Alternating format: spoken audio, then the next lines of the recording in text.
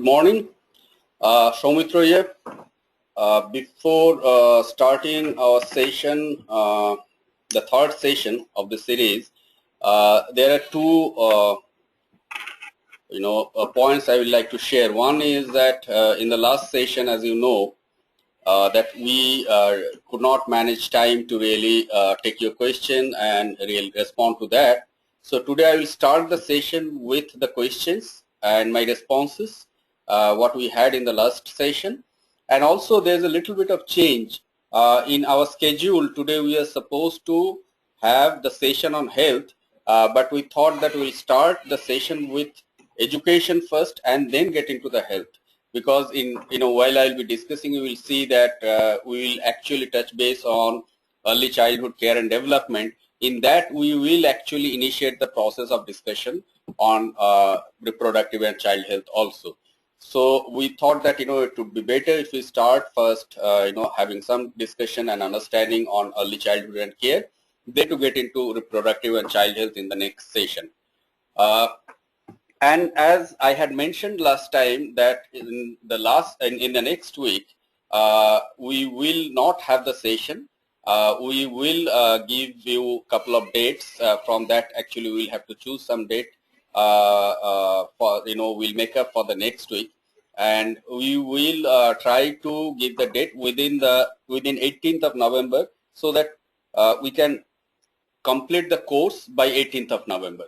So please note that next week we are not having the session. We will give you an alternative date, probably a couple of alternative dates, and from that we'll finalize the date and we'll make up for this particular next week's session.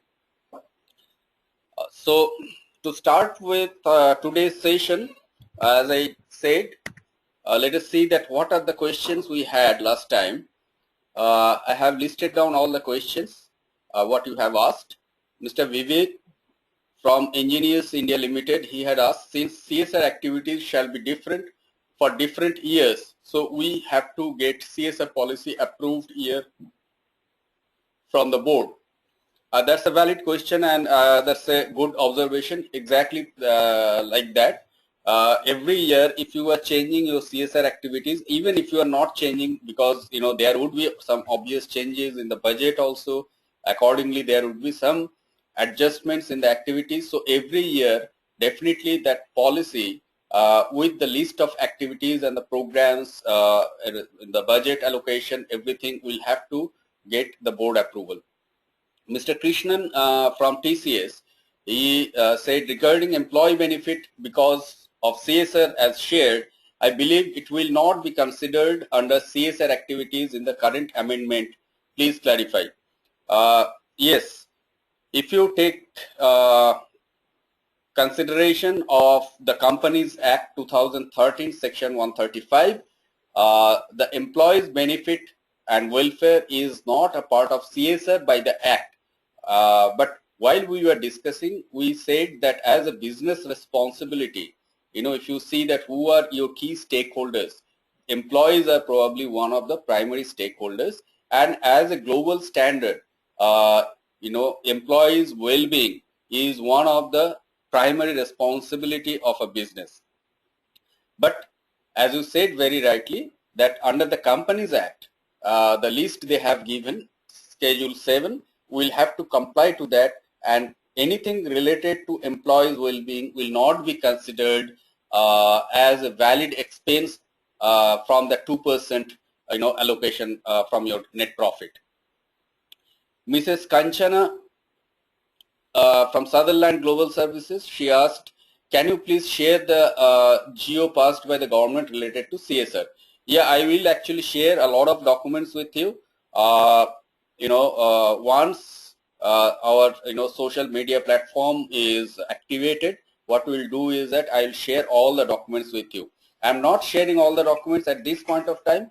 Probably what I'll do is that once we complete the discussion on all the sectors, on all the issues like health, education, livelihood, and water and sanitation, then I will actually share all the documents. It's not only the act and the related documents, but also a lot of other documents on CSR I will be sharing with you as the reference materials. Ms. Shobha from IBM India Private Limited, she asked, does pro bono consulting engagement by corporate with NGOs form part of 2% spend? Well, there are discussions that you can monetize the activities done by your employees, and actually Ministry of Corporate Affairs is saying that you can monetize that in a recent directive, in a recent clarification. But at the same time, you will have to then see that how much time, what is the time cost you will allocate for that, and so on and so forth, and that has to be reflected on your policy document, so that it should be planned as an activity, and what are the activities that has to be mentioned, and even the cost allocation, the time cost, that has to be mentioned in your policy document. That is my understanding. But at the same time, it is really little bit of, I think if I were in your position, I would have been really avoided that monetization, because in any case, employee engagement is something very beneficial for the company itself, to enhance your employees motivation and all. But at the same time, I think it would be little bit of a complicated process to really monetize that, and really budget the cost, time cost for that, and really plan all the activities ahead of the program in the beginning of the year. So all these things. But even if you can manage that, definitely I think legally that is allowed. The second question she asked, for a corporate which is subsidiary of global MNC, should the annual report be done separately for India, or mentioning activities done in the India in their global report would suffice? In this, there are two aspects. One is that you will have to have your CSR report, and in the given format, I had showed you that format, so that has to be actually displayed and that has to be submitted. That's a CSR report, and definitely one company cannot have two different annual reports. Yeah, but for subsidiary company, I don't know. For subsidiary company, don't you have a separate annual report also? If you have a separate annual report, definitely your the CSR activity should be included in that. And if you don't publish your annual report, I'm not sure whether legally you are actually required to publish as a subsidiary company also a separate annual report. If it is not, then definitely whatever the annual report you have, you can incorporate your CSR activities in the global report. But please note that for compliance of this Companies Act 2013, there is a separate format of reporting CSR activities and the budget expenses and other things, so that has to be submitted to the Ministry of Corporate Affairs, and you will have to display that in your public domain. So that is a separate thing. Whether you include that in your global annual report or not, or whether you have a separate annual report for the subsidiary company or not. For a corporate, the next question was, how many years can a company provide reasons for not spending 2%? Any timeline? There is no timeline. There is no time limit. But definitely, a company who is year after year saying that they could not spend that 2% amount, and they are not complying with the law, and you are sharing it in the public domain. And please remember that this is actually the board is approving that, and the board is giving the statement that explanation that why they could not spend the 2% amount. So that for any company, definitely that's not a very healthy statement, and that's not something probably you will like to share in the public. But there is no time limit mentioned, because it was thought that a company would probably be regulated. These are the practices which more should be regulated by the market than any regulatory authority or the government.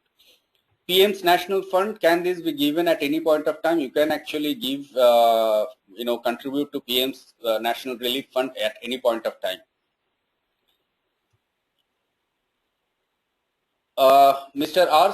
Selvaraj, he is from TVS and Sons Limited. He is asking which government agency is vested with inspection CSR activities since it covers labor, environment, ethics, etc.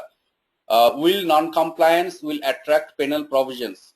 See, first of all, Mr. Selvaraj,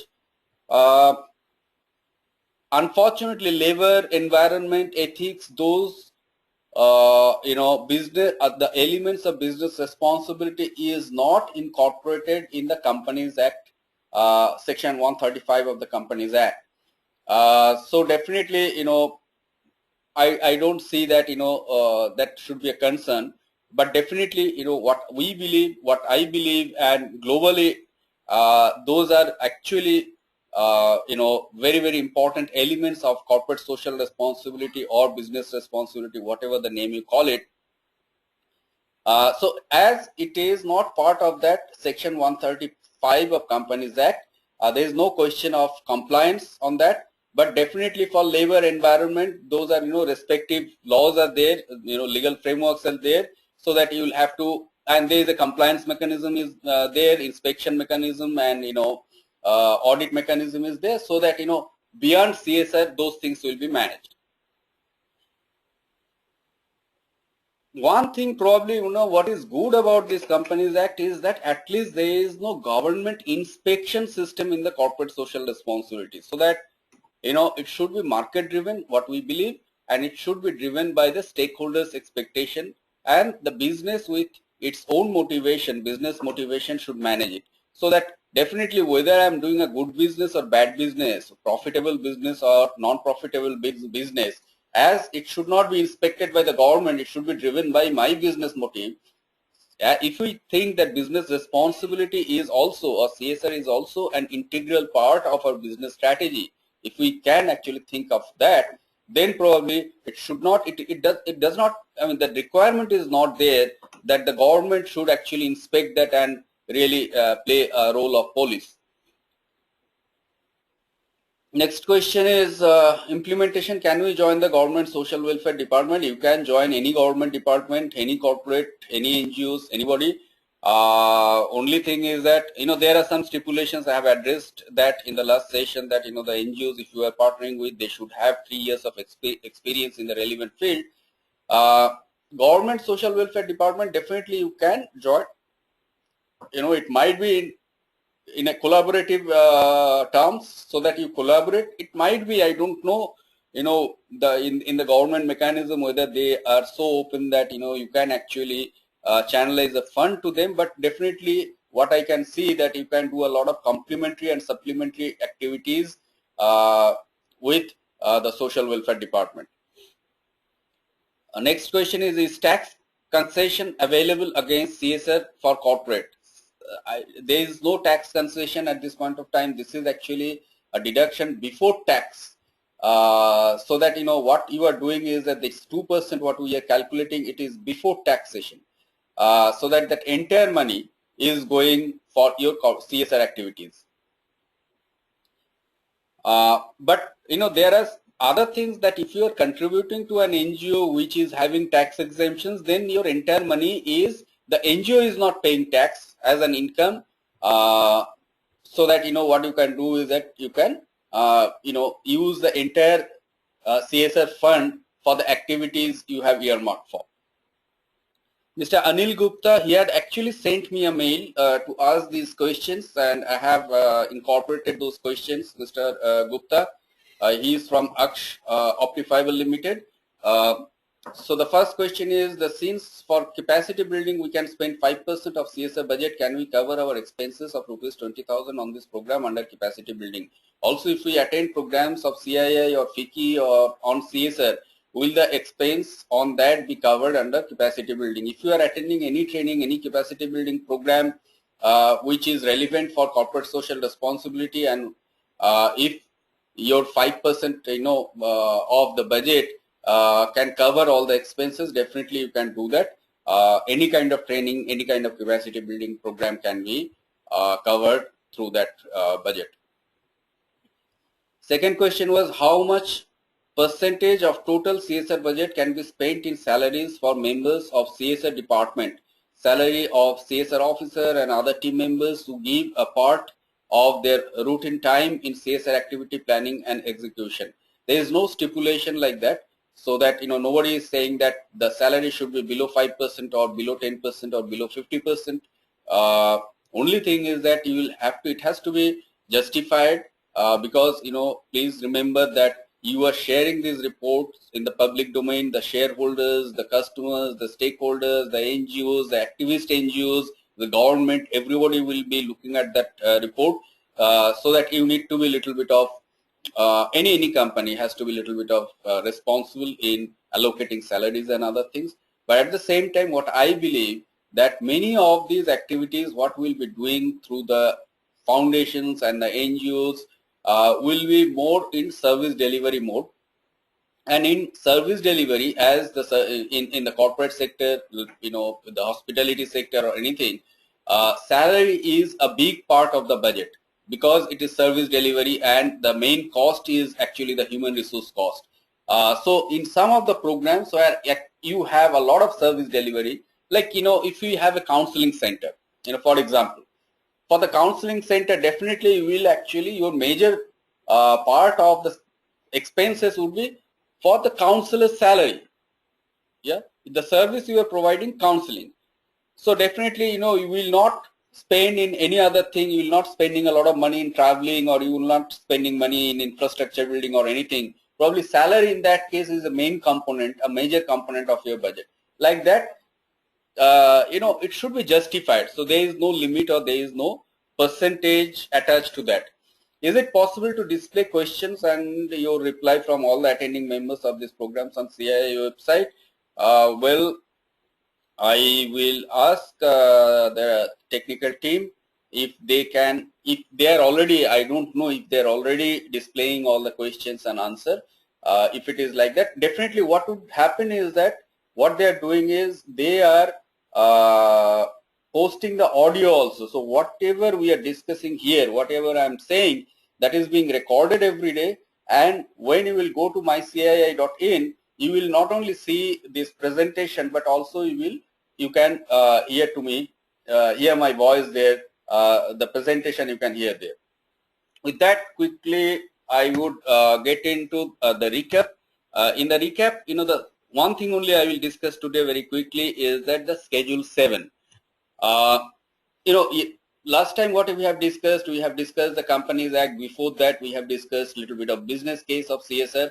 After that, when we are discussing Companies Act, we talked about the governance, the CSR committee, how to form, what kind of reporting, what kind of policy framework is there, the budget allocation, how much budget we'll have to allocate and all. With that, we discussed the Schedule 7, that what are the activities, broad activities we can do under this Section 135 of the Companies Act with that 2% allocation from our net profit. Now, we had a discussion very quickly, but again I will like to go through that so that we can refresh that memory of the activities we can do. The first thing was eradicating hunger. Under that, what we are talking about, poverty, malnutrition, promoting preventive healthcare. Now, in the first list they had said promoting preventive healthcare, and there was a legal case in the Delhi High Court, and after that, the High Court, if you see that note in the bottom, MCA has informed High Court that Schedule 7 to include promoting, there's an explanation given MCA later, that Schedule 7 to include promoting healthcare, including preventive healthcare. This would encompass the entire healthcare area, including the treatment of disease, etc. So that by promoting healthcare, actually they really don't mean promoting, preventive healthcare. By they really don't mean that it is only prevention aspect.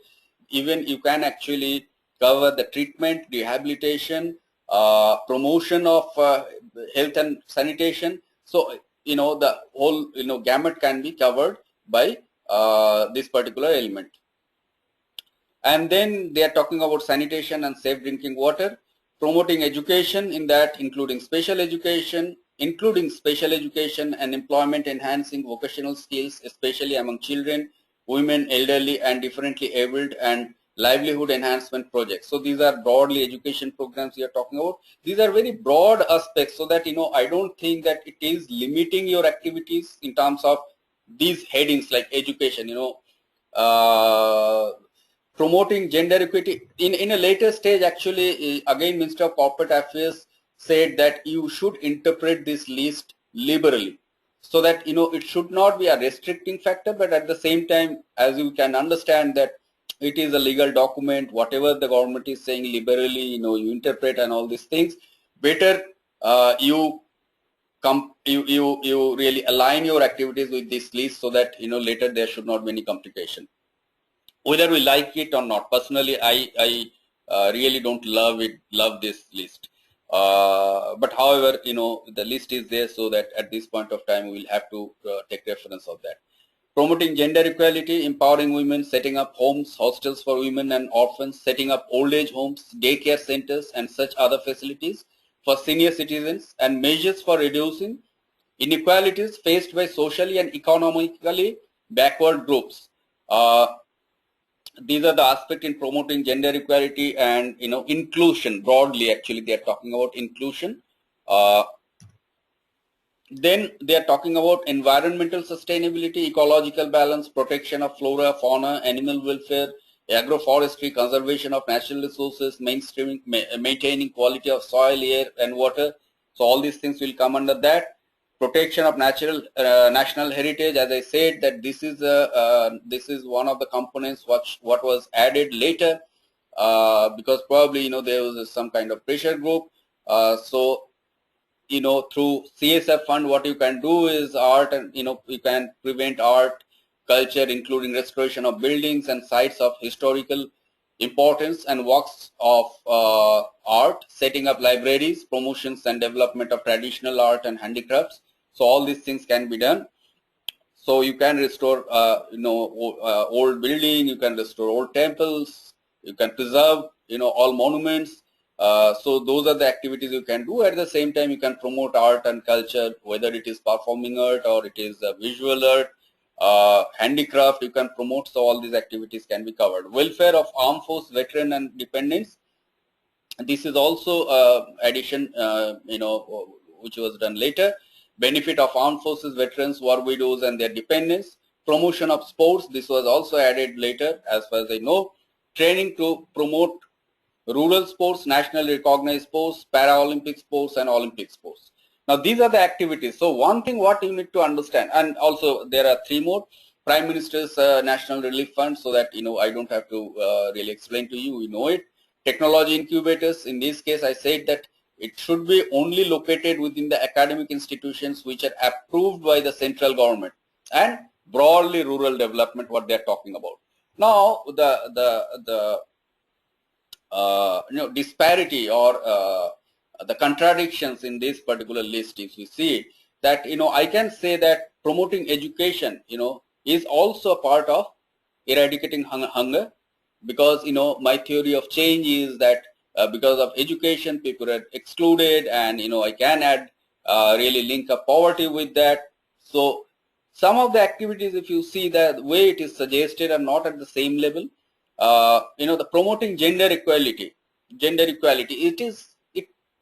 can be a separate program, but at the same time, if you are doing education program, if you are doing livelihood program, everywhere it should be a kind of overarching principle, right? So gender equality, if you are talking about inclusion of the vulnerable groups, social groups like scheduled castes and scheduled tribes, these are the principles what should be integrated in all the programs. So that I would say that it is an overarching principle, and it sometimes I would say that we should not really disconnect it from the program and say it is a separate group of programs, right? So as a program person, I see this list is not really ideal list of activities, but as I said that it's a legal document, we will have to really take reference to that. Like if I say that in the next list, if you see that rural development, so I can explain a lot of things under rural development. So is it a separate program, or then if it is rural development is there, can we actually should not be that, agricultural activities, livelihood activities, educational activities, and other activities should also be under the rural development. How do we separate rural development from other program elements? That's really difficult to say, but this is what the list we have. Now, as I said, that list, this particular list was prepared with reference to the Millennium Development Goal. So let us actually look at the Millennium Development Goal, and we'll very quickly try to see the status of India's progress under different, against different goals as it was cited in the, it targeted in the Millennium Development Goal, MDG. Now, if we look at that, the goal 1 was eradicate extreme poverty and hunger. You can see that, this was totally coined from MDG to the Schedule 7 of Companies Act. In that, there are 2 targets. The goal 1, eradicate extreme poverty and hunger. In that goal, there are 2 targets: reduce by half the proportion of people living on less than $1 a day. As per the, I will not discuss the green ones, because these green ones at least officially are on track, but at the same time we know there are a lot of debates about the poverty line, about whom we should call poor people and all, but as per the official statement, it is on track. In 1990, the poverty, the estimated size of population was 45.3%, and in year 2010-12, in that particular area it was 21.9%. So it is a drastic reduction, though we know that probably there is a little bit of statistical magic what has actually reduced that number so much. And MDG target by 2015, what we targeted was it should be reduced to 23.9. So with that, if we take the official figure, we are well below the target. We have already achieved the target, and we are actually doing very well on that. But that's the official figure, and we'll have to be a little bit of careful to accept as it is. Now, the second thing was reduce by half the proportion of people who suffer from hunger. Now, this is something is not in track, and this is really a significant drawback of our so-called inclusive growth process. In that, the indicator was percentage of underweight children below 3 years. Should be, what should be the percentage? So that is the indicator, the percentage of underweight children below 3 years. So in that, in 1990, we had 51.5. That is again an official record. Probably, in reality, it might be a little more than that. In 2005-06, and that is the latest data available, it was 45.9, and what we thought that it should come under 26. So that we see it's a long way to go, and where we started, actually more than half of our children were malnourished below 3. This is something we really need to understand. So when we are going through all these things, when we are thinking that what exactly we should do as our CSR program, think about some of these issues and see that actually as like my malnutrition, we have the largest number of malnourished children in this country, and the number of malnourished children in this country is much more than the Saharan Africa. Yeah. So these are the things we need to think, that what exactly we should do, and what are the tipping points where we should touch, not to really do everything under the sky as CSR programs. Now,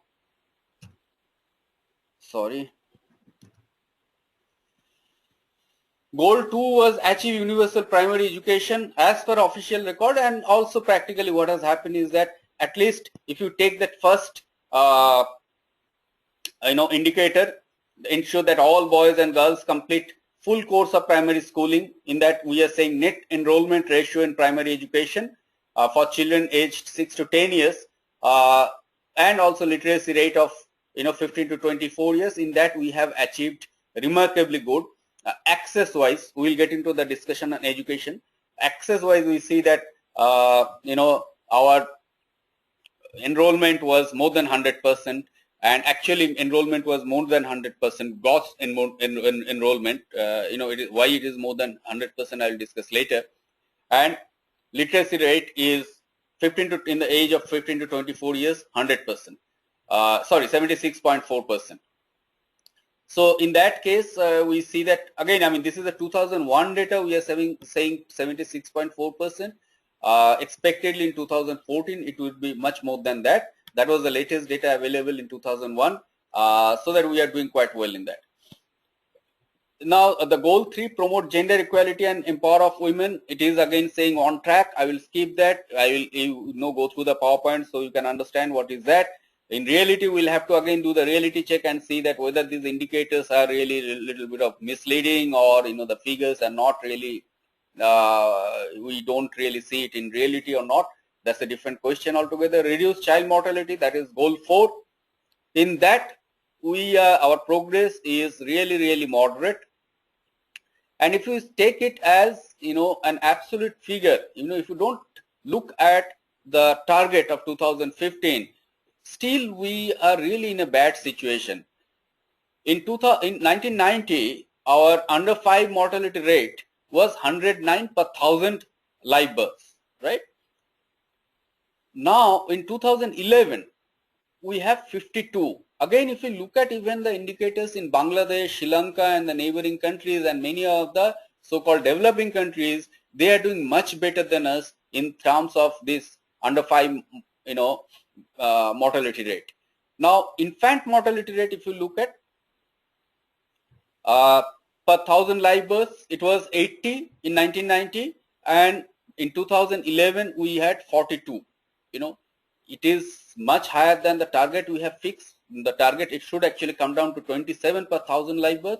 It is still 42. But I would say that it is, even if it is 42, if we are saying it is moderate, but if you actually compare and we see that is that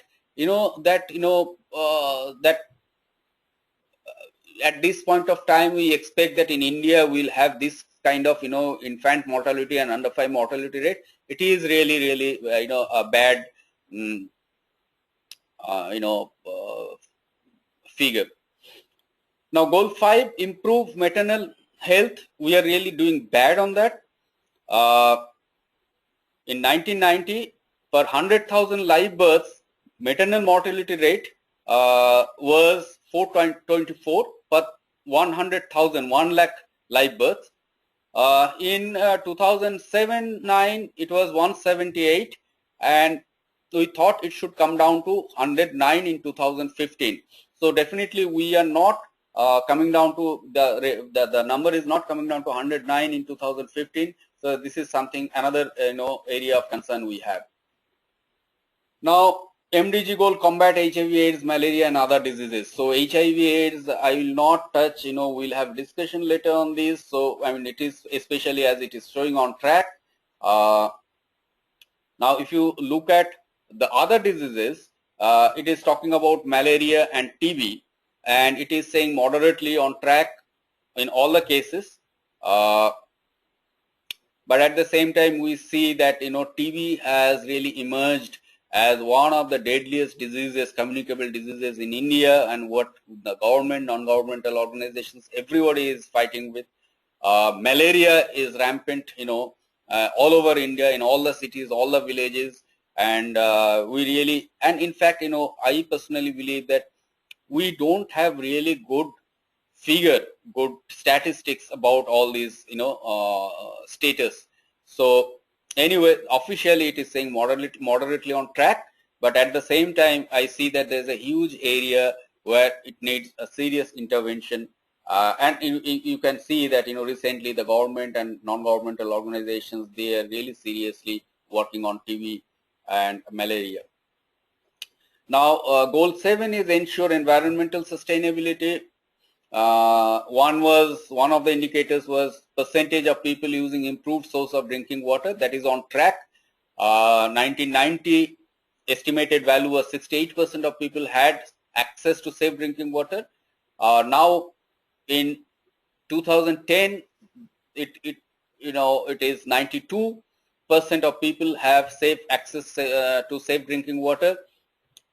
and MDG target was 88.5. So we have overachieved, I would say. But at the same time, in reality, if you go to the villages, in the slums and other places, we have probably access to water everywhere. But there is another question, that one is that even if you in a country, large country like India, if you take that 8% of our population is not having access to safe drinking water, that's a really huge number of people, right? One. Second thing is that there are some severe acute situations. Now there are drought situations. Okay, seasonality is there in water supply. There are acute, the severe situations in some of the areas like Rajasthan and other places. You see, there is a tanka system. They store water, rainwater, in a very unhygienic situation, and they use that water for 4 to 5 months or even 6 months a year for drinking purpose. So there are even there are pockets, there are severe pockets, and there are acute cycles of water shortage. So those things, actually, I would say that as a person, when you are doing the CSR management and doing program planning, you should look at those things in that manner, that okay, on average is saying that, some number is saying that, but what is the ground reality? What are the acute situation? What are the seasonality? What are the really severity? So in this country, even 1% population, if they have severe water shortage, drinking water shortage, that's really something a serious issue for us, right? So percentage of household without sanitation facility, all of that our Prime Minister has announced, really has recognized it as a priority, and in this 15th August in speech, he has really promised that and appeal to different actors to participate in that sector. And I see that some of the big companies, they have already committed a huge fund to support that sanitation, to have provide sanitation facilities to people. Now, if you look at the figure, that we in 1990 we had 70% of population who didn't have sanitation facilities. 70% of our population in 1990 did not have sanitation facility. In 2010, we had 51. So half of our population is still now, they don't have a toilet. In simple words, it is like that.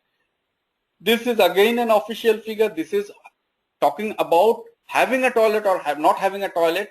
Now, usage of toilet is something very different.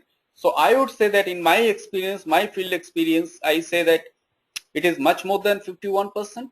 50% of population who are not using toilet, whether they have something, a structure called toilet or not, whether they're using it or not, I would say that still probably 70% of our population are not using toilet. So that's really a big concern for us. Percentage of people using improved sanitation, again, it's a big concern. So those are the MDGs, goals. What we saw that, and the kind of status we have at this point of time. So we see that in terms of MDGs, we are doing good in some of the aspects. We are doing really, really bad in some of the aspects. Like, we cannot justify that in a country like India, which is supposed to be a business power, a superpower, emerging as a superpower in the market economy, and 50% of our population, even if we take the official record, 50% of our population don't have a sanitation facility.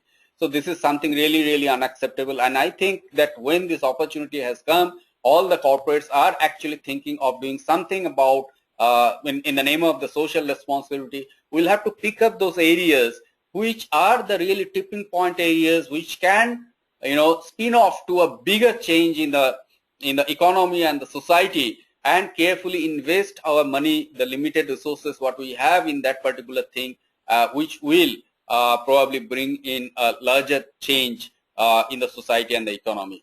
So later we'll be discussing in one of the few sessions actually about program planning and other things.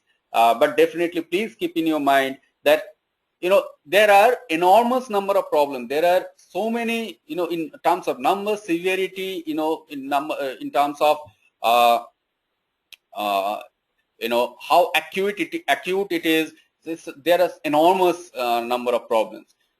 But with our investment, what are the strategic ways we can invest our effort, initiatives, and money and time, definitely, so that there would be a kind of very strategic change in the whole equation, social and economic equation, and that will bring a bigger change. Yeah. So those are the things we need to think carefully and see that what exactly, because for example, if you don't have definitely enough money to build toilet for everybody in this country, now what are those things we can create, so that you can actually promote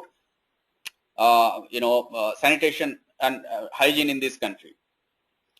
Now, even if you can gather money, if you can actually get money and construct toilets, definitely you see that hundreds and thousands of toilets are constructed, but they are not being used because culturally, socially, and behaviorally, actually we have not accepted. So what are the things we must do to bring in those behavior changes? So those are the thought process we should now bring in. So I would say that in our discussion in this course, please initiate those thought process and try to see those critical areas where actually we can create those tipping point changes.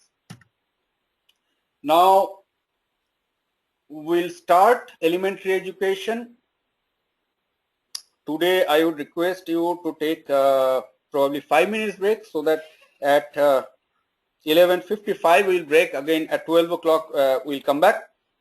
To start with education, see, when we'll be discussing about all these sectors, what my purpose of discussion is to create a general awareness about these issues and to initiate that thought process, so that you see, you try to understand that this is an issue in our country. Education, if you look at the status of education or primary education or early childhood care and development, the concept, what are the major problems, and then gradually try to understand that if you really want to bring change in that particular issue, that what are the interventions strategically we can think about. So to start with education, we know that education is a fundamental right. Elementary education is a fundamental right in our country. So every child between the ages of 6 to 14 years has the right to free and compulsory education. The government schools shall provide free education to all the children. Private schools shall admit at least 25% of the children in their schools without any fee. So this is a kind of gist of the understanding of free education as reflected in the constitutional amendment, as reflected in the Act, Right to Education Act, and the education policy. That is the kind of summary of our understanding. Now, if you look at the major milestones, in 1950, we know that in our constitution, and Article 45, under the directives of principle, it was not, please note that it was not a fundamental right. It was in the directive principles of the state policy. What, at that point of time in 1950 in our constitution, it was saying that state shall endeavor to provide within a period of 10 years from the commencement of this constitution for free and compulsory education for all children until they complete the age of 14. In 1968 and also in 1992, in 1968 we had the first national policy on education, which was revised in 1992. It was actually, first attempted to refine India's effort at universal elementary education. The first we said that, it should be universalized as a policy matter.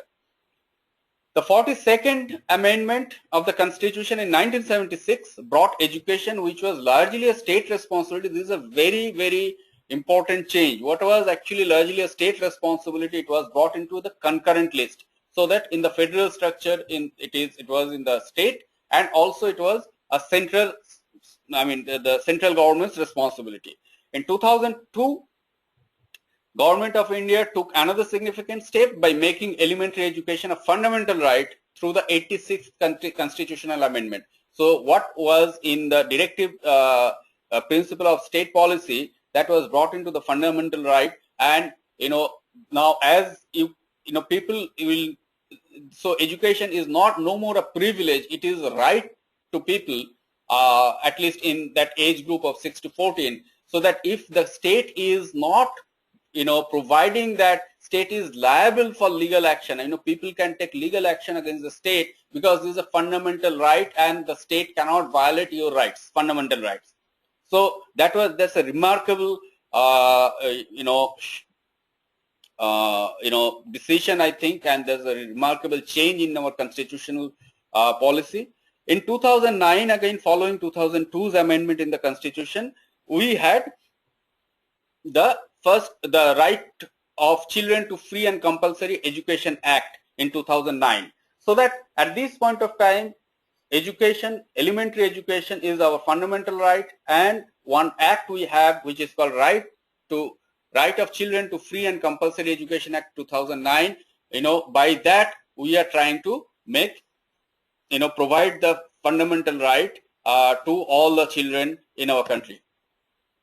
Now the first vehicle, the major vehicle of this particular attempt to universalize elementary education is the Sarva Shiksha Abhiyan. That is the government program, and through that we are trying to actually, all over India we are having that, and it's a centrally sponsored, primarily centrally sponsored program.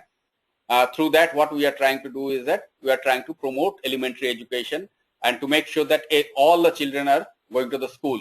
Now in 2001 when it was launched, what are the goals we had set? So before that also we had several programs and schemes. It is not that Sarva Shiksha Abhiyan was the first program, but what we did is that we consolidated all the programs and refined it, the strategies and the approaches of elementary education through this particular program. This is a overarching national level program which is called Sarva Shiksha Abhiyan. So in that, in 2001, what are the goals were set? All children in school education guarantee scheme, alternate schools, back to schools camp by 2003. So what we are trying to do is that make sure that everybody, all the children are going to some kind of educational institution. Now you can talk about the quality and other things, but at the same, at that point of time, access to education, enrollment of children was a big challenge. All children complete 5 years of primary schooling by 2007. All children complete 8 years of schooling by 2010. We can see that these things have not happened. That is why we are trying to see that how to make it happen. Focus on elementary education of satisfactory quality with emphasis on education for life. Bridge all gender and social category gaps at primary stage by 2007 and at elementary education level by 2010. As you can see that the gender gap is there. I will get into that discussion. Even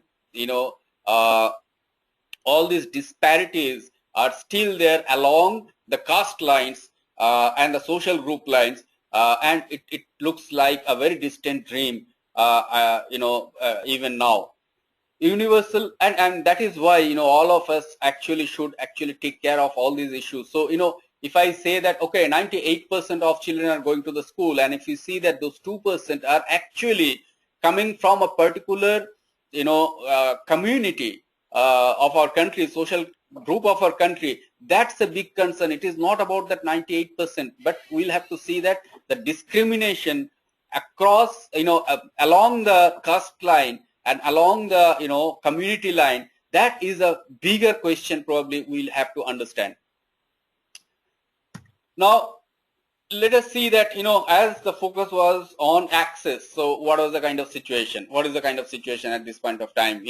First 3 rows of this table, if you see all these numbers, let us actually not look at the numbers because it's really difficult to understand what 187.8 million means. Is it good, bad, what it is against the total number of children? Let us look at the percentage to have a better understanding.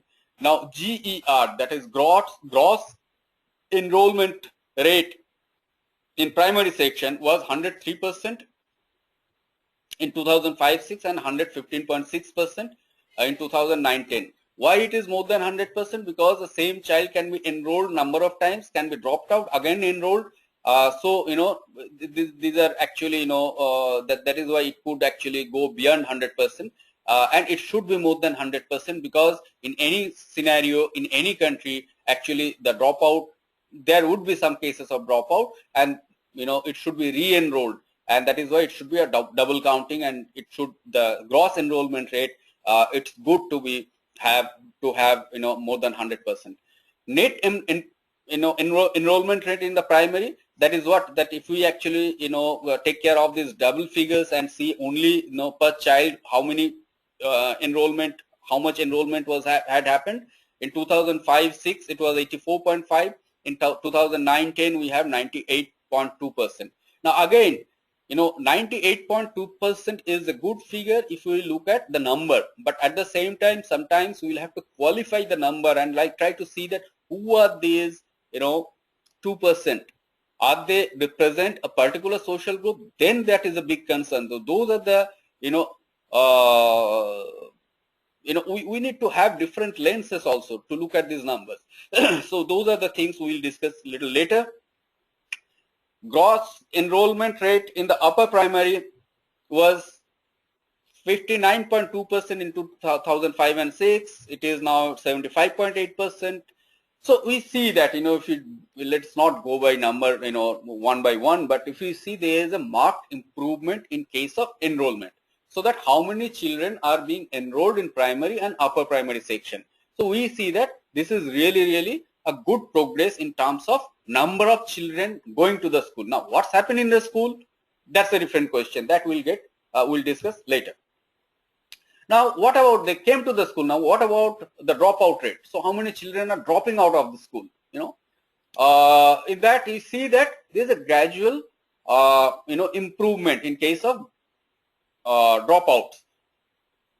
Comparing 2004 to 2005, and if you look at that 2010-11 on the left hand side chart, we see that in 4-5 it was 10.6, now it is 6.8. Grade wise annual dropout rate also you see that it has really reduced in 2009-10 comparing 2009-10 to 2010-11. Now if we see that grade 1 2009-10 it was 10.2, now it is 2010-11 it is 7.8, grade 4 it was 6.2, and it has come down to 4.2.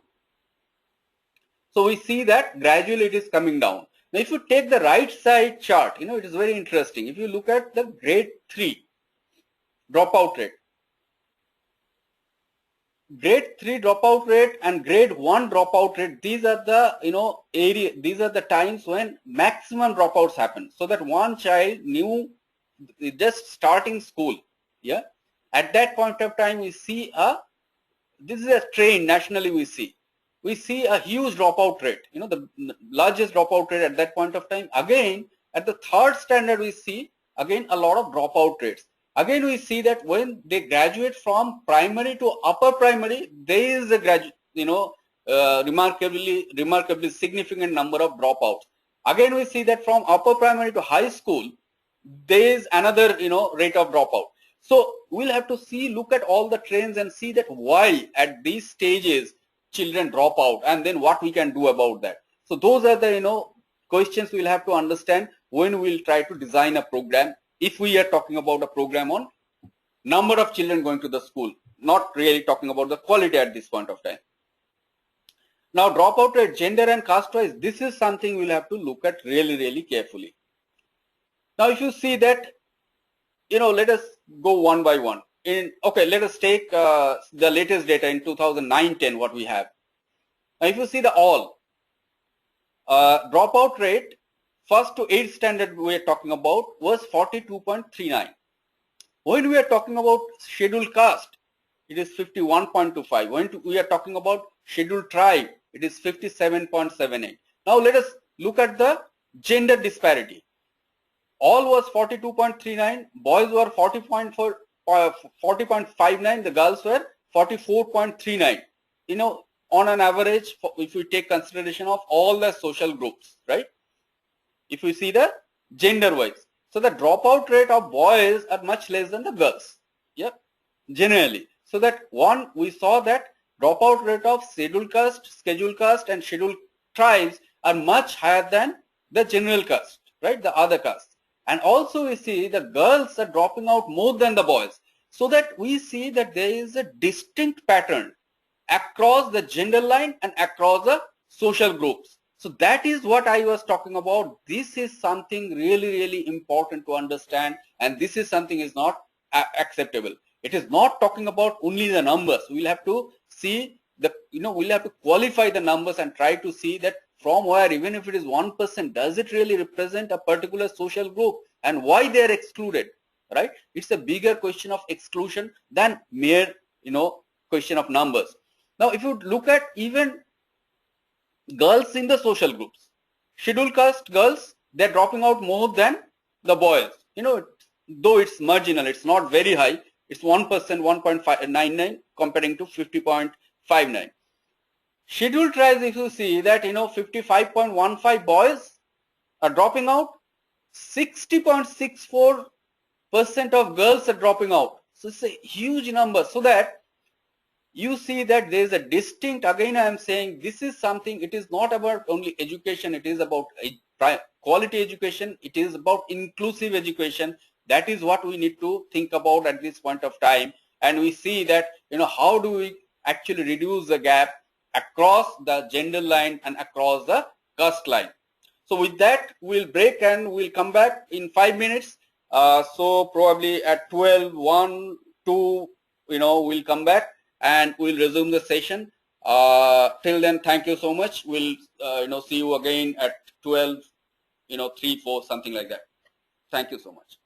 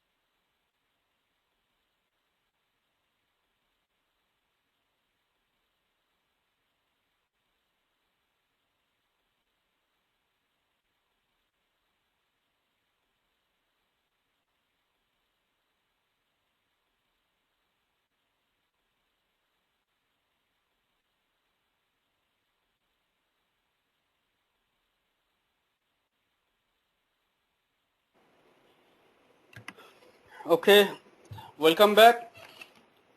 I think all of you are, back on the session again.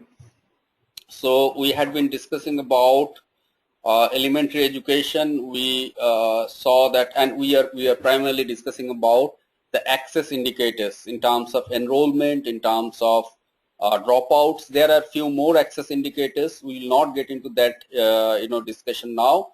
You will need to see what is the retention rate, so that once the child is coming to the school, they are enrolled.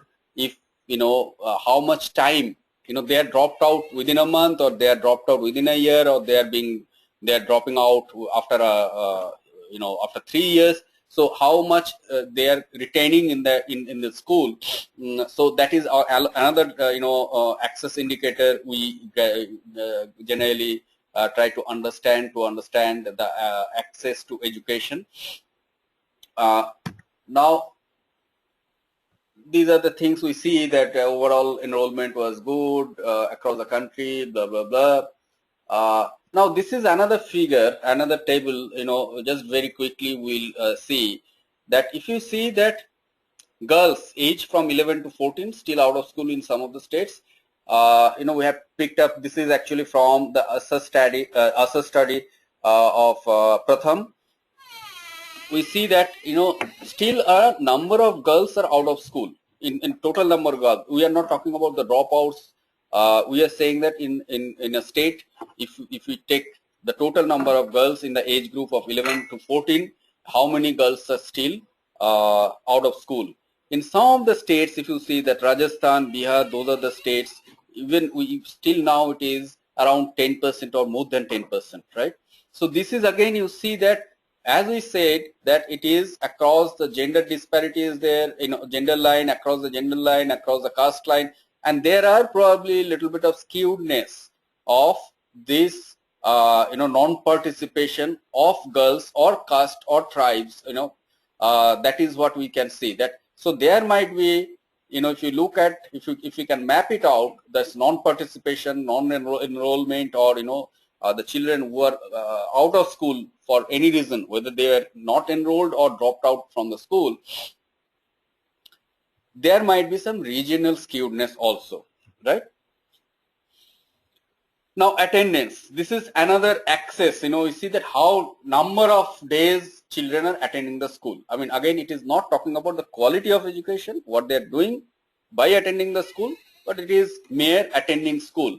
In that, we see that if you see that less than 60%, there are a number of states in less than 60%.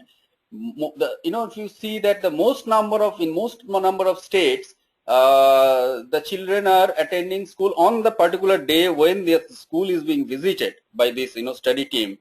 They found that 80 to 89% children in the school on that particular day in 9 states out of 26 states.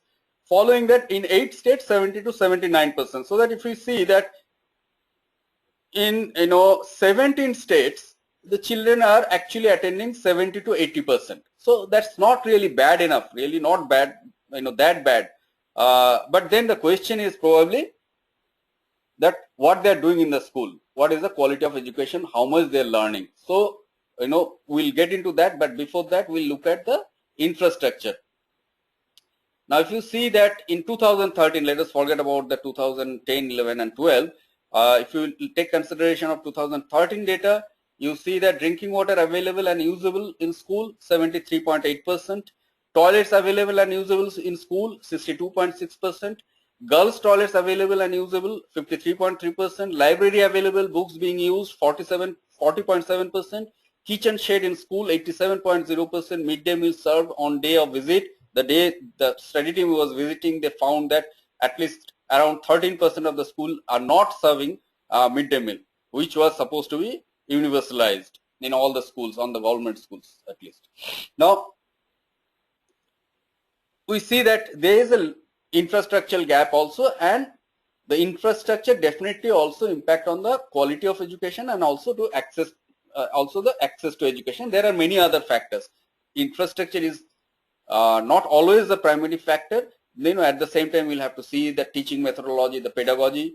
the kind of curriculum, all the other human aspects probably, what I believe is more important than the infrastructural gap. Now, the three major challenges what this particular study, study is, coming out with.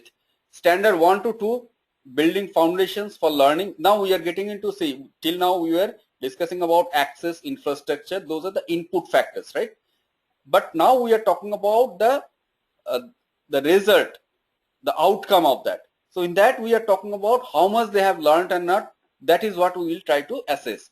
Now, standard 1 to 2, building foundations for learning, especially reading, listening, speaking, writing, and basic arithmetic. That's a major problem. Standard 3 to 5, ensuring the basic skills are in place of enabling children to move towards grade level content and skills. Standard 6 to 8, ensuring that appropriate basic skills are in place and enabling children to move toward grade level content and skills. Now we'll get into a little detail about that. Now let us look at this.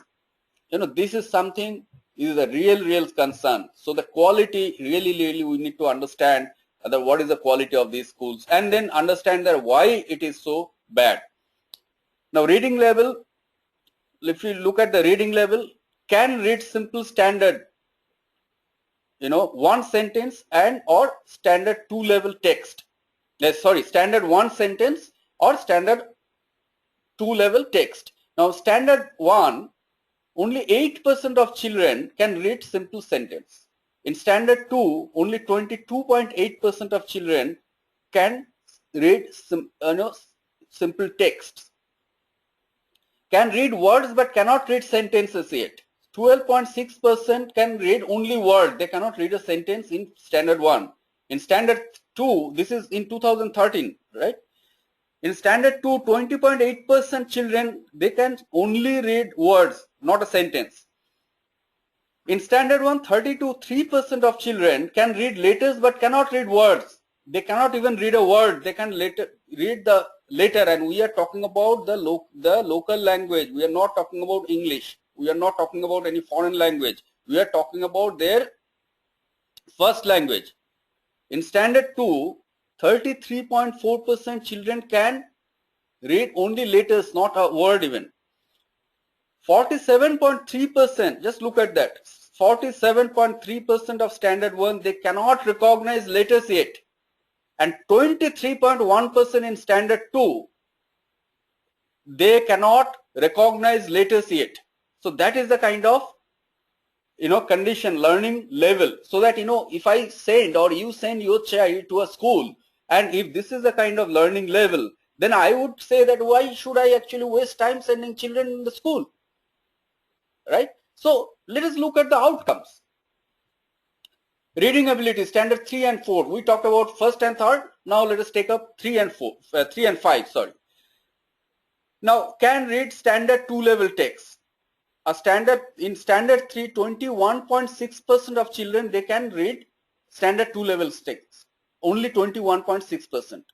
In standard 4, 47% children can read standard 2 level text, right?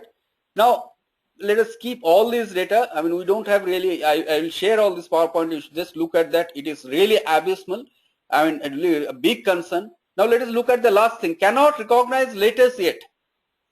In third standard, 12.7%. If you look at the last column, before total, 12.7% children cannot recognize letters, right? They cannot recognize alphabets.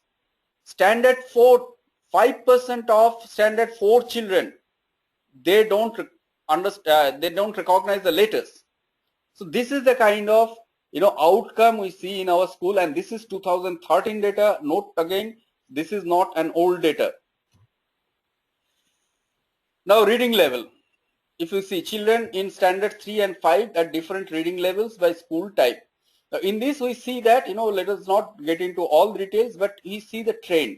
You see that in private schools are actually the achievement rate, the outcome levels are little better than the government schools. But even then, in private schools are also the outcomes really bad. Government school probably the worst, but in the private schools it is really bad. Now let us look at the arithmetic skill. Now if you see that, what kind of subtraction, children can, simple subtraction children are supposed to be done, supposed to know as per our curriculum and syllabus, in standard 2. Now if you see in 2013, let us actually not look at all these years data. In the first table on the left hand side, the table, you see that 26.1% children who in the standard 3 who can at least do subtraction problem. So 26.1% can at least do subtraction problem, 26.1, right? Standard 5, in standard 5, 52.3%, which is actually a standard 2 level subtraction. 50.2.3% only can do that, right, in standard 5. If you take the right hand side table, about division, again you look at the 2013 data. Only 25.6% of 5th standard students can do that kind of division. The simple division, what they should do in the 3rd standard they should learn. So these are the learning outcomes, you see, and that is a big concern. So that whether 100% of children are going to the school or not, whether attendance is very good, midday meal is being given to all the schools, whether the schools have infrastructure or not, we'll have to look at all the factors. But if we look at the result of the education, the outcome of this education system, this is what the outcome is. Now if we look at the arithmetic skill, it is a comparison between the government and private year wise, and in that we see that gradually the private, that is that maroon color bars, the private schools are actually gradually increasing, the level is improving. But if you see that the gold, the blue color, the gap, widening gap between the of quality or learning levels, as I said that even the private school is worse and government school probably is the worst, but even in that gap between the worst and worst is increasing, between the private school and the government school. Now some of the significant findings of, again this is the government data, national achievement study, that how much achieved we have achieved through this Sarva Shiksha Abhiyan and all this universalization of education and etc., etc. What it is saying: student with only one sibling, these are the some of the theoretical, I find it a little theoretical. Students with only one sibling outperform by small but statistically significant amount to those who have 2 or more brothers and sisters. Children who are given homework every day and have it checked by their teachers do better than their peers. Definitely if the teacher is actually taking care of the children, and they will do little better. Underachievement is common among children belonging to scheduled caste, scheduled tribe and minority group. Well, again this is a very, very important thing. Underachievement is common among children belongs to scheduled caste, scheduled tribe and minority groups. Apparently efforts to enable these children to reach their full potential require a deeper preparation in terms of curriculum planning and not merely in terms of textbook revisions and teacher training. So it is a larger problem. It is not a local problem. They are talking about curriculum, they are talking about teachers training. So it is a larger problem than a local problem. Now, what are the learning outcomes as a prior? So in reflection, all this reflection has happened, and then what has happened is that in 2014-15 we see a revised guideline from Sarva Shiksha Abhiyan. In that we see learning outcomes has taken a priority. It is not about access, how many children are going, but at the same time what are the outcome of that. So the SSA guideline for 2014-15 annual work plans incorporate learning outcomes as a major priority. This is a welcome and much needed step. Under SSA, the states, union territories are expected to plan and implement interventions to ensure learning enhancement in children. These interventions can be broadly divided into 3 categories. One, again these are very important: defining class-wise, subject-wise learning outcome. That what do we expect one child in standard 1 or standard 2 or standard 3 should know. Second, planning specialized program and interventions including monitoring mechanism and systemic reform. So that they are talking about monitoring, system reform, more specialized programs on educational sector reform, learning assessment and evaluation of their interventions. So that, ultimately the assessment should be done by learning outcome. Now, accordingly, we see another reflection. These are all good, developments in 2000 in 12th 5-year plan. Also, you see that there is a focus on the quality. So it is saying policy have been access, equity, quality, and governance. So it is talking about access, equity, quality, and governance. So it is not only access. At the same time, as we have been talking about, and we saw that there is a disparity. So they are talking about equity, they are talking about quality, outcome was really bad, we saw, and also the governance. So that, how do you govern the school? So for example, the local primary schools, there is a school committee in the panchayats, so that, how the parents can participate in the school committees, school management committees. In the at panchayat level, there is an education committee, how the parents can actually participate in that, what kind of community-based, monitoring mechanism should be there, how the community can cooperate with the teacher or take part in the school management, or sometimes the school should actually, the community and the parents should have the right to monitor the school's quality and even in the attendance of the teacher and all these things. One of the major aspects what I have not mentioned in this slide is that how many days teachers do a teaching job in these government schools. Definitely in the government schools, the teachers are actually, the average salary is good in comparing to the government, comparing to the private schools. Now that is one aspect. Second aspect is that government schools, definitely the teachers have go through a different kind of training programs, and it is a systemic training programs, for last 10-15 years or more. There is a very systemic training programs. Now, and somebody can actually ask quality of these trainings and other things, but it is there. And I think it is actually much more than any private school. One moot question is that how many days these teachers, work for teaching job. Officially, there was a study, and the statistic shows that around, I think, some 30-35% of their working days they really devote to teaching job. Other than that, they have election duty, they have this duty, they have survey, they have census duty, they have many other duty. So that the teachers are actually multi-purpose workers in the school. So we'll have to see that even a good, motivated, trained teacher who wants to really teach children without any caste bias, without any gender bias, if that kind of an ideal teacher you get, then how many days the teacher can actually teach the children? That is another big question. Anyway, so with that, quickly we'll get into early childhood care and development. Now, we talked about education, elementary education, which is 6 to 14, right? Primary through upper primary. Now we'll talk about 0 to 6. Early childhood is 0 to 6 years. Now, we have used the term ECCD, early childhood care and development. In many places, you see that ECCE, early childhood care and education. Personally, I believe, like many other specialists in this field, they believe that it should be development, overall development, then education, so that it is an overall development, be it cognitive development, be it neurological development, be it neuromotor development, be it psychosocial development. That is more important than some educational skills, and probably educational skills at that point of time is not really relevant for children so much as it is the other kind of things that are more important.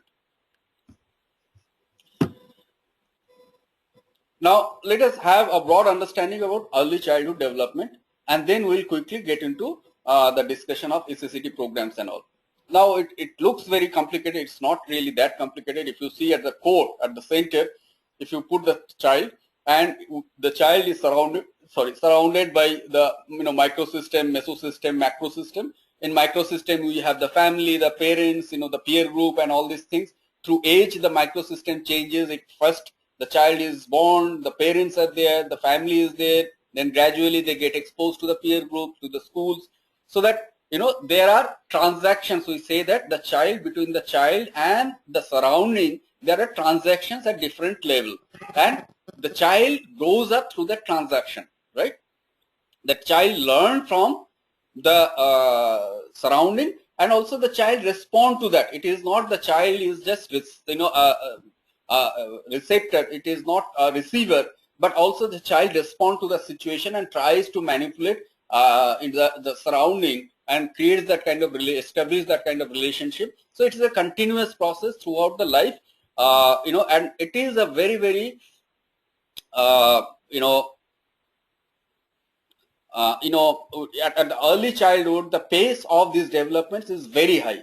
So at that point of time, they learn a lot. So definitely the child is born with some of the inherited qualities. It might be a little bit of intelligence, there might be some genetic features, there might be some inherited features, but at the same time the child grows up with the society, interacts with the society at different level, micro, meso, macro level, and directly and indirectly, like my child, if something happens in my workplace, my boss actually, or somebody is, I lose my job tomorrow, then probably there is an impact on my child also, right? So that it might be that I am stressed, it might be my wife is stressed, it might be that financially I get into problems. So there is a direct and indirect impact of the surrounding on the child. And even at the political level, if at the macro level there is a change, there would be directly indirect impact on the child, so that the child actually accumulate all these, assimilate all these changes, and all these they interact with the surrounding, they transact with the surrounding and grow up. So this is the this very complicated looking figure is actually that as simple as that. So this is what we need to understand, that that is why first 6 years of childhood is really, really important. And at that point of time, what kind of experience the child is having, and what kind of surrounding the child is having, what kind of nutrition the child is having, what kind of parenting the child is having, that will determine what will happen in the school. We look at the school outcomes, that will happen, that will actually impact the child's personality in the future, and what the child will do when he grows up as an adult. So that is why it is very important that early childhood care and development is something really key, has a key importance in whatever we talk about the social development, or schooling system, education, health, whatever we talk about. Now, if you look at very quickly, if you look at again, I mean, I'm not I'll not get into much of theory in this, but to have a common understanding, we need to have a little bit of understanding about this. If you see that in prenatal, this is a kind of developmental pathway we were now talking about. The prenatal, the first month we see that what are the elements important: survival, care, protection, newborn. So that this is protection of newborn. So at that point of time, you need to protect the child. The child requests particular physical caring, food. So those are the things that are most important. Now, second, in the first 1 month to 3 years, again, nutrition adequacy, immunization is coming into the picture. Cognitive stimulation, though, how do we learn? As I said, that there are social stimulations, there are psychological stimulation, so that child actually react to the stimulus. So that sometimes we actually give those rattlers and all these things to stimulate child's learning, right? Ultimate, actually the purpose of giving all these things, colorful things, so that the child's learning is stimulated, so that child can actually have cognitive development. So that is why we do that. 3 to 6 year, again, the child gets into socialization process. They socialize with people around them. Psychosocial interactions, they start responding to your communications and other things. Readiness for school through ECCE. In 3 to 6 year, they get into ECCE. As I said, that some people call it ECCE. I personally think that it should be more comprehensive, and it should be ECCD. It is not education only, it is a comprehensive development of a child. That should be the purpose of the program. Now, 5 to 8 years, this 5 to 8 and 8 to 11, actually in many So those are also very important, age groups where actually many of the fundamentals of the personality and physical development, physical and psychological development develops in that particular age. Now 5 to 8 years, what are the things? Adjustment to formal school learning. So the child starts going to the school at this age. Adjustment to the formal school and learning of 3 hours. Reading, writing and arithmetic, 3 years while maintaining good health. Then 8 to 11 years, completion of primary schooling and gain of improved life chances. So these are the kind of developmental pathway we talk about. Now we are talking about the age group from 1st to 6th. Now 1st to 3 actually we will be discussing in the next session, because we will have a separate session on reproductive and child health. So that in that probably we will have an emphasis on this 1st to 3 age group. Now we will mainly focus on 3 to 6 age group. Now in 3 to 6 years, what do we see? The determinant factors are quality of early childhood care and development. Again, see, early childhood care and development is not only center based, it is also family based. Like 1st to 3 years, definitely it is family based. 1st to 6 years, even primarily it is family based. Probably few hours the child would be taken care by a center. It might be ICDS, it might be preschool, it might be some other kind of program, creches and all. But primarily it is family care. So that we talk about family based care and we talk about institutional care. Now quality ECC, basic healthcare service including disability screening, that is important. And day by day in our country actually we are recognizing that at an early age we should do a screening of psychosocial and neuromotor development of the child, so that if there is any problem immediately that should be identified and we can actually take appropriate action on that. Nutrition adequacy and incidence of intermittent diseases. We saw that in India we have the highest number of child mortality rate below 3 years, and we have the highest number of malnourished children below 3 years. So this is really important to understand. Literacy level of parents, educational environment, your parenting behavior, your culture, your society, everything will impact, that we discussed earlier. The outcomes are interesting and learning, school readiness, skills, language, numeracy and psychosocial skill, activities, activeness, self-confidence, awareness of environment, freedom from intermittent disease, nutritional security. Now at this point of time we see again, in our country we have the highest number of zinc deficiency and iron deficiency. Now zinc deficiency, because of zinc deficiency every year we get so many children suffering from diarrhea, and so many children are dying. So this is a kind of a cycle they get into. Once they get diarrhea, they lose a lot of zinc. They lose zinc, they get prone to many other diseases including diarrhea. Yeah, and again they get into the same cycle. You understand about iron deficiency. So these are so important aspects, and definitely if you talk about learning outcome and other things, how productive the child would be when it grows up, definitely there are irreparable damages might happen at this age if we don't take care of this. So this is something we cannot make up at later stage, right? What damage is done at this stage would be a permanent damage. If a child is stunted at this stage, the child is malnourished, definitely the damage is a permanent damage. Later you cannot really, the child cannot recover from that. And we adults and the institutions and our society, our community, our government, we are responsible to the child to get that kind of enabling environment. Now if you see the indicators, what are the things to measure that the child is, the growth of the child? Full and active participation, ECC, or early childhood care and development, ability to narrate story experience at age of 6, recite rhymes individually and confidently. These are the things we see as a sign of normal, growth of a child, cognitive developments of a child. Demonstration of curiosity by asking relevant question. Again, cognition, that the child is exploring its environment, asking question, interacting or transacting with the surrounding to learn more. Age appropriate self-help, social skills, age appropriate heights and weights, regular attendance of preschools. So those are the things, these are some basic understanding about the early childhood. We the developmental pathway of early childhood. So based on that, we need to see that what kind of programming we have. Unfortunately, in India, this stage is not recognized so much till now.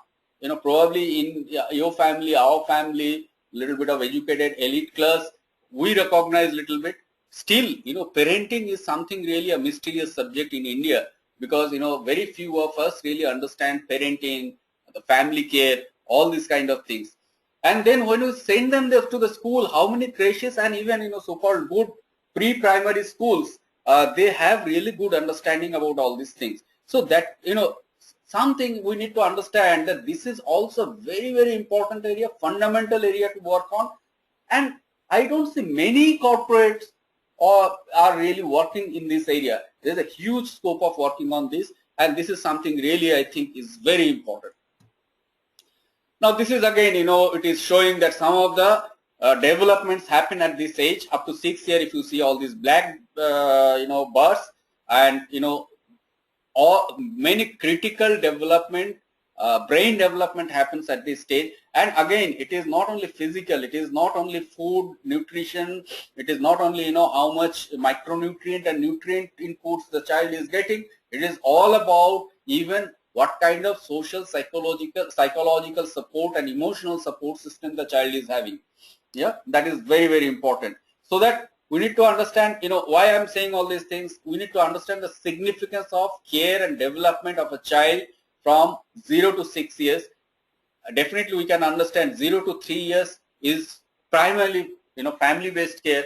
3 to 6 years is primarily family-based and also secondarily institutional-based.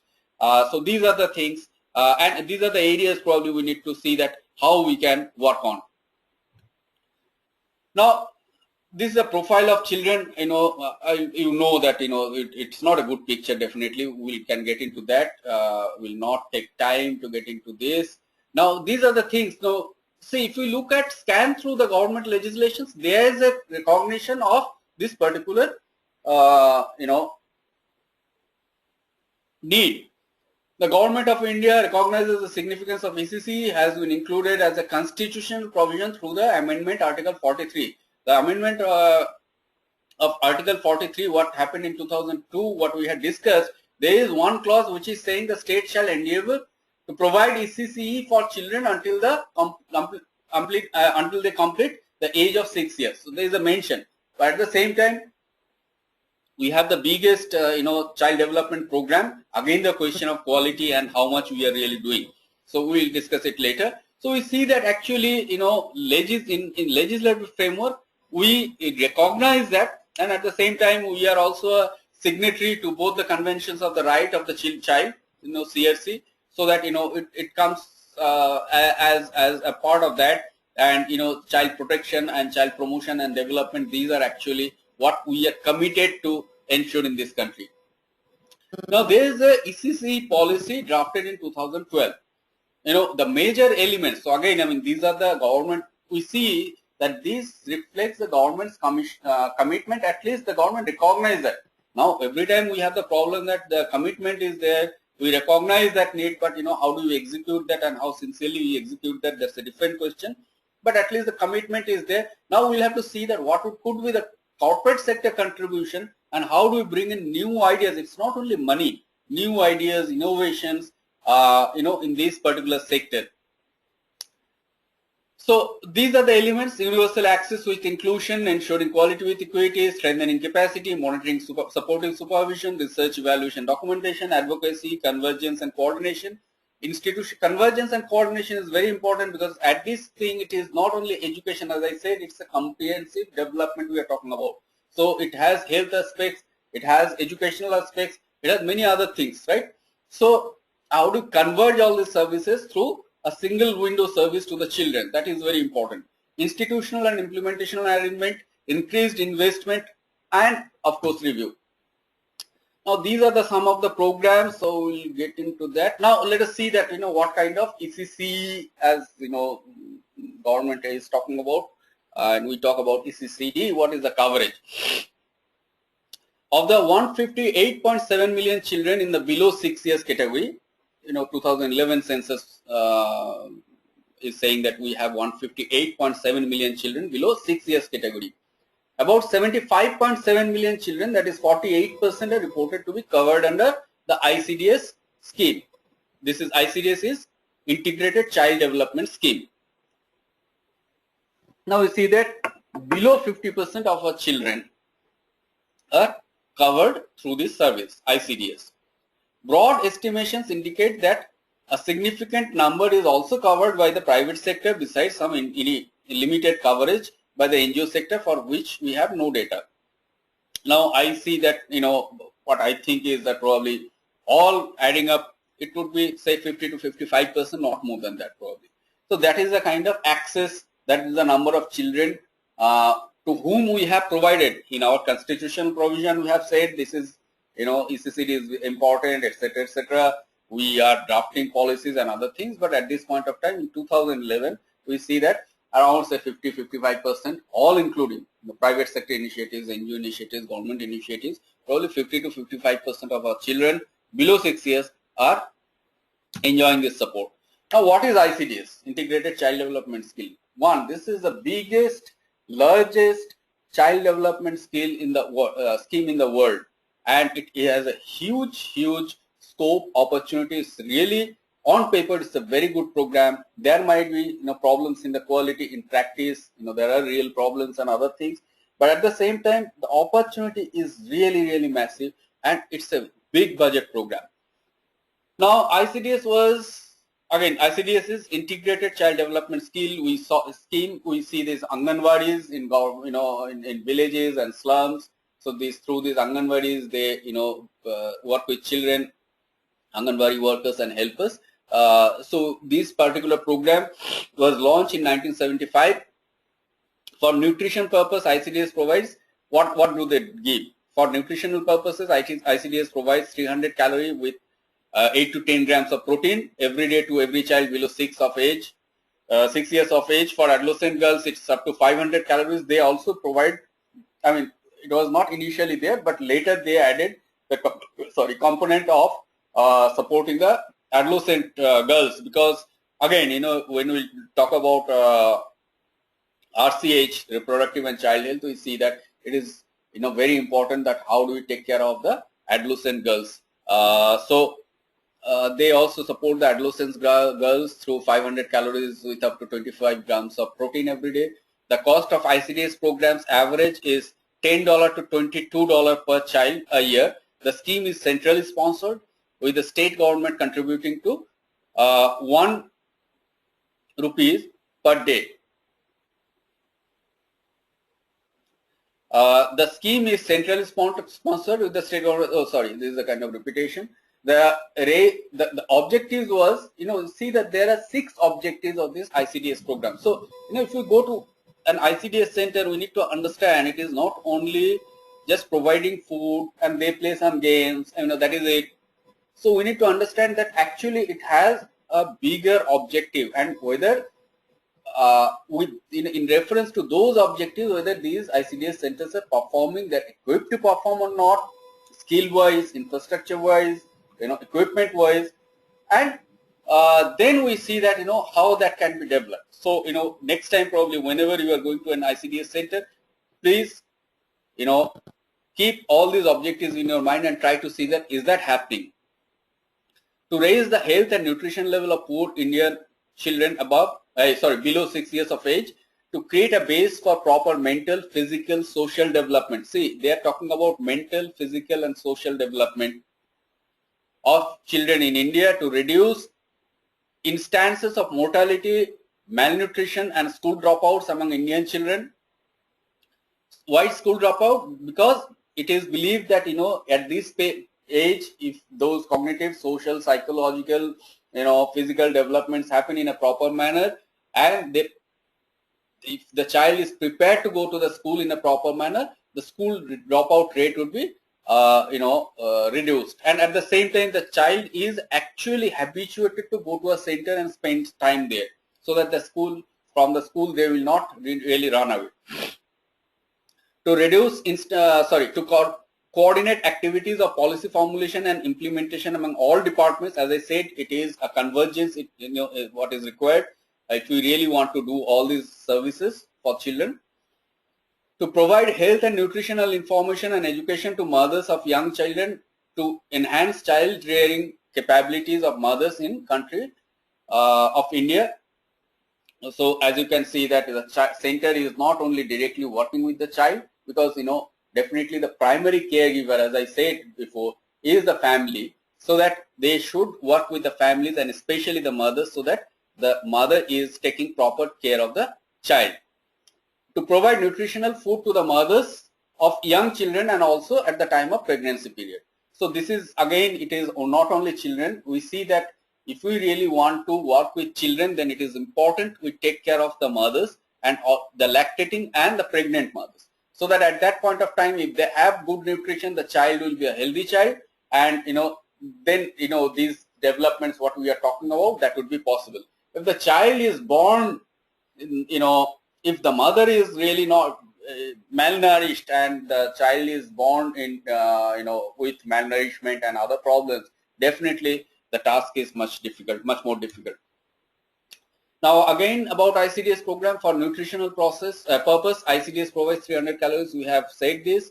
What are the specific services? Those are the purposes we have talked about: immunization, supplementary nutrition, health checkup, referral services, preschool non-formal education, nutritional health information. Now, if we see that one of the most important service in these ICDS centers, what we see is the growth monitoring, so that they see that age appropriate whether the child is taking height and weight, and they maintain the chart. And recently in 2008 they have adopted a chart from WHO. There's a WHO standard. They have studied all these other developing countries, and they have developed a standard for appropriately for these children in these developing countries. And in that they see that whether the children is getting growing properly or not,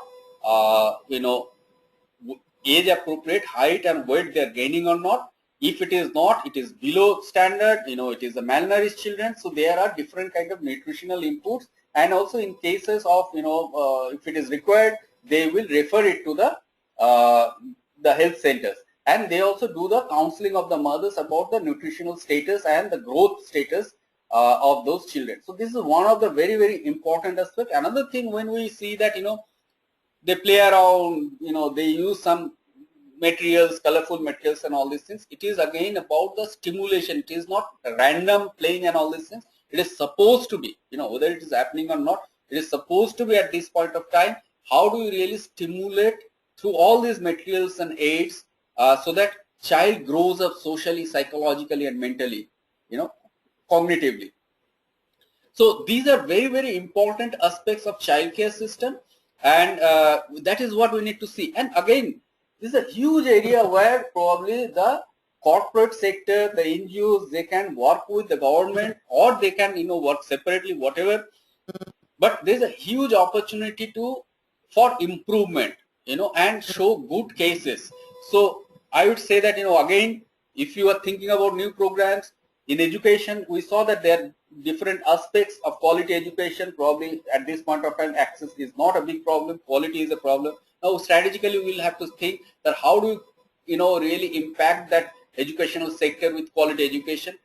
In ECCD, early childhood care and development, we'll see that you can understand that in India around 50% children are deprived of any kind of services, center-based services at least, so that there's a huge area where we should work on, and that has a very long-lasting impact, because if we can work with that child at that age, that impact would be a lifelong impact for that group of children, right? Now with that, I will stop here, and if you have any question, you're most welcome to ask the question. I will try to answer your questions.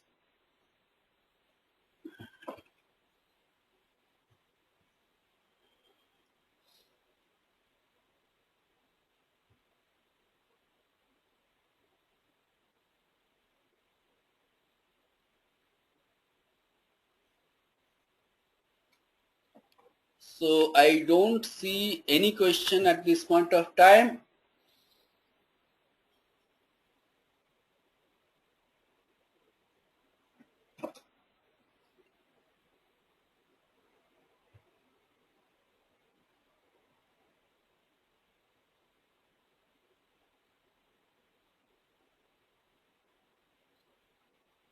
So if you have any question, please,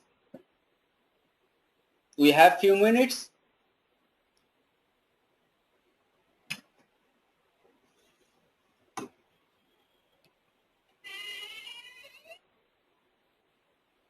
Okay, Miss Madhu is asking, are there any statistics available for out-of-school children in Haryana? Yeah. All state-wise, district-wise government data is available. It might not be, 2014 data, probably some 2013 data would be available.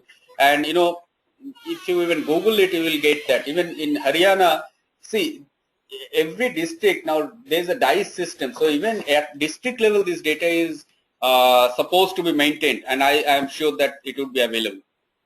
You just see that DICE data, DIAC.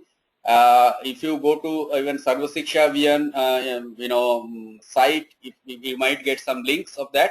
But if you Google it, I am sure that definitely you will get some data.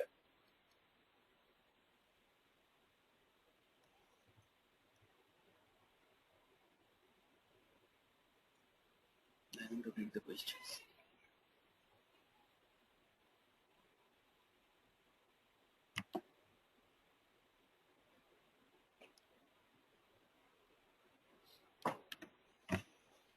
Okay, then the second question is Mr. Sagar Datta.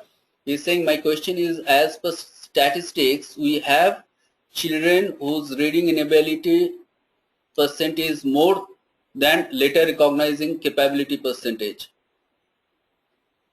We have children whose reading inability percentage is more than letter recognizing percentage. Yeah, I mean, this is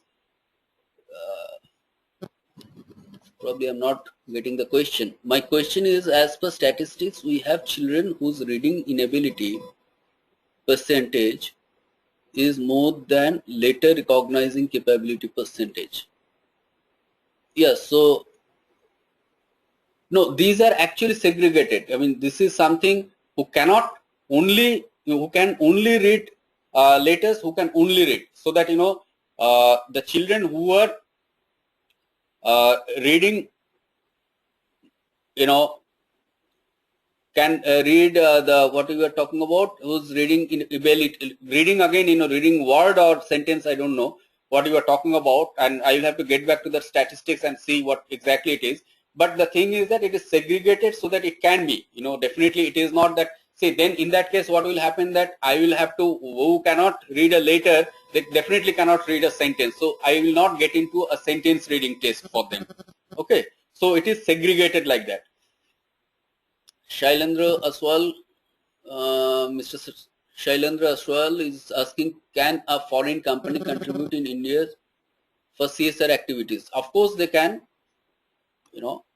A foreign company can do that, contribute to India for CSR activities. I mean, though it might not be compulsion for them to do that.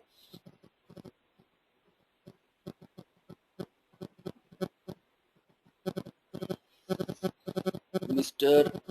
Sagar Datta is that saying that, is it not contradictory? I'm not actually getting your question properly. If you are saying that, how, if I understand it like that, I don't know whether I'm understanding the question rightly or not.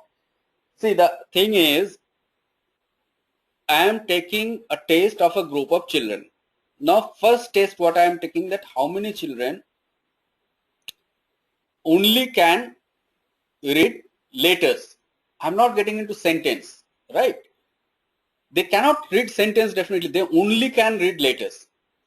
Now, that could be more than, or less than the children who can read sentences. So definitely, who can only read sentence letters, then the next question probably I will have that, out of them who can only read letters, not words.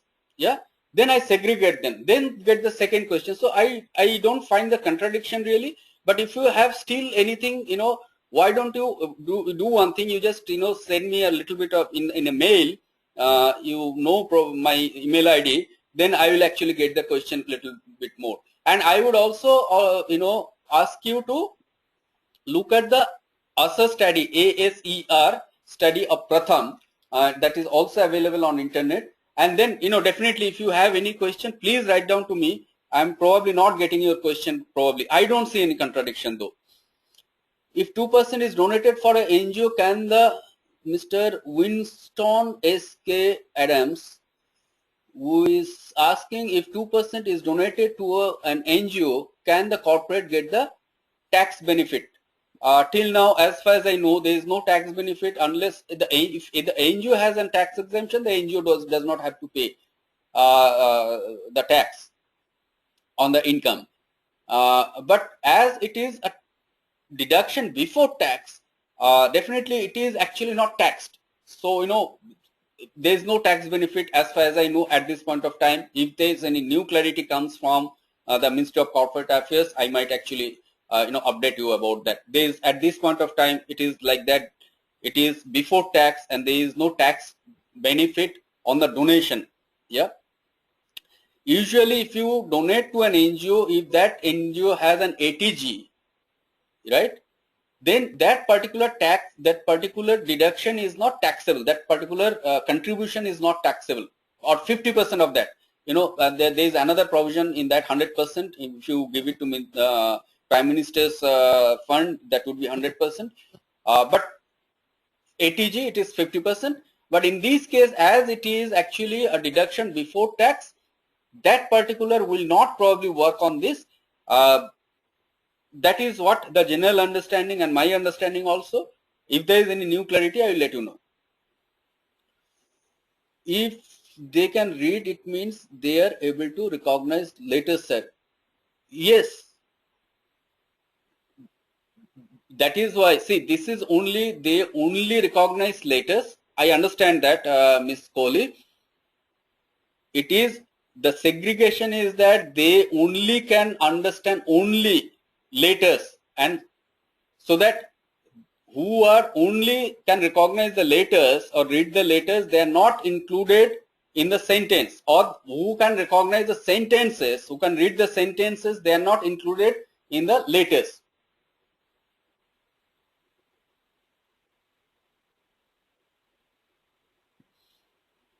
Anyway, I think there is a little bit of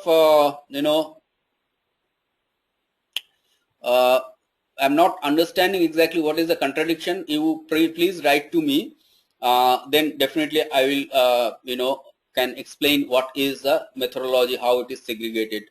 Ms. Kohli and Mr. Datta. So we have probably one more minute.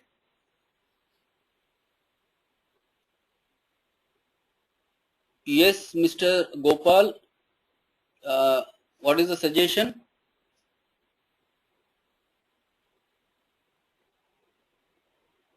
Okay, Mr. Datta, please write to me. I would be happy to get a mail from you, and let's see what is the contradiction and if I can. Okay, the suggestion is that Mr. Gopal was making a suggestion that if we can share the presentation beforehand. Usually I don't want to share the presentation beforehand because I really want to discuss those presentations and then to share that,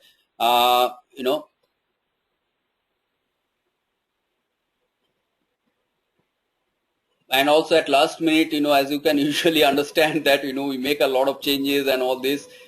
We put, a lot of, you add and delete a lot of things before, the session.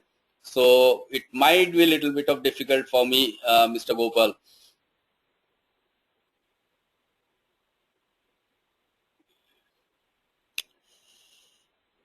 Thank you, Mr. Gopal. Okay, anybody else? So one more question, if you have anything.